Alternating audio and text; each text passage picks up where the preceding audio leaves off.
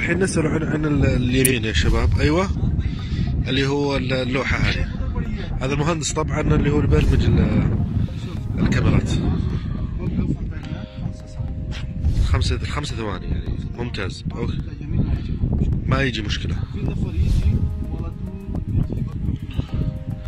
هذا يجي مخالفة. عشان هو 10 ثانية وقف هناك يجي مخالف. 10 ثانية يوقف هنا. 10 ثانية يوقف هنا يجي مخالف. 5 ثانية ما في مشكلة. 5 ثانية يروح ما مشكلة. يروح يمين. ممتاز. بس لازم يوقف قبل هذا. ايوه. يوقف هناك 5 ثانية.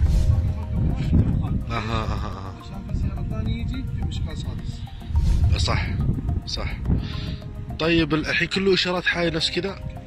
كله يعني كله يحس اللوحة نفس هذا يوقف 5 ثواني. اللوحة هذه اللي يقف 5 ثواني يوقف قبل الخط او بعد الخطين هذولي، و5 ثواني يلف. صح؟ ممتاز. شكرا يا مهندس.